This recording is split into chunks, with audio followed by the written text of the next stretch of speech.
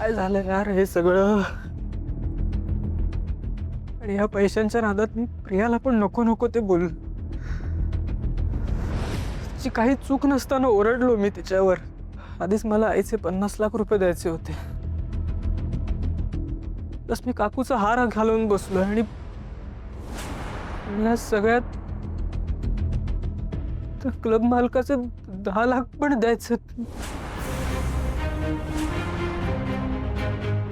कसं मॅनेज करणार आहे यार मी सगळं?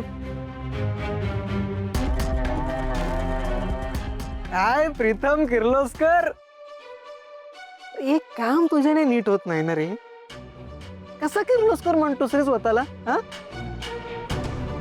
खरंच माहित नाही रे हे सगळं कसं झालंय.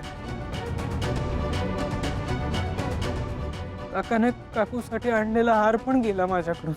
हा विचार तो हार जुगारात लावताना नाही आला. तेव्हा नाही असं वाटलं की आपण हा विचार केला पाहिजे की घरच्यांना कळलं तर काय होईल. अरे स्वतःला स्मार्ट म्हणतोस ना तू. कुठे गेला होता तुझा स्मार्टनेस? आणि ती रे ती बिचारी तुझी बायको प्रिया तुझी मदत करतेय.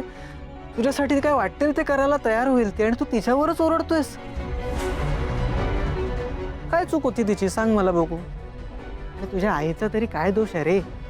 हा, ती पण तुझ्या भल्याचाच विचार करते, ते पण कळत नाहीये तुला. सगळ्यांचा तू गैरफायदा घेतोयस. तूच सगळ्यांचा विश्वास तोडतोयस. मी कोणाचाही विश्वास तोडलेला नाहीये. खरंच माहित नाही ते पैसे कसे गेले, कुठे गेले, कोणी नेले. मी मुद्दाम नाही केलं रे, मला खरंच माहित नाहीये. अरे चोर आहेस तू, चोर. मी चोर नाहीये. तू चोर आहेस. अरे चोरा, मी चोर नाहीये. ए चोरा, मी चोर नाहीये. हे बघ,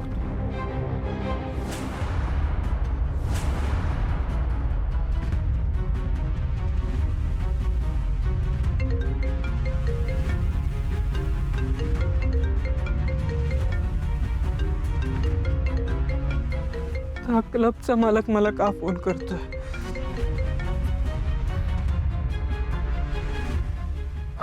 हॅलो. हा काय मित्रा, चांगला घरातला दिसतोस म्हणून तुला पैसे उधार दिले होते. आता पुष्कळ वेळ झाली आहे आणि तू इथे आलास पण नाही. आता तुझा टाइम संपलाय. नाही जरा ऐका माझं. मी आपण ऐकत नसतो. आता तू ऐक. 1 तास देतो तुला. 1 तासात पैसे घेऊन तू इकडे ये. तर माझी माणसं तुझ्या घरी येतील आणि तिथे येऊन जर काय राडा झाला ना तर त्याला आपण जबाबदार राहणार नाही. नाही अहो, 1 तास फार कमी आहे. रक्कम फार मोठी आहे म्हणून मी. त्याचा विचार आधी करायचा होता मित्रा. आपल्यासाठी सगळी रक्कम एकच असते. हे बघा, असं नका करू. 1 तासात काही नाही करू शकत मी. मला कमीत कमी 3 दिवस लागतील साहेब. 3 दिवस? 3 दिवस तर सोड, तुला 3 तास मिळणार नाही. हे बघ, 1 तासात जर तू पैसे घेऊन इथे नाही आलास ना तर माझी माणसं तुझ्या घरी येऊन जो राडा घालशील ना त्याला जबाबदार फक्त तू असशील. हॅलो ऐका ना.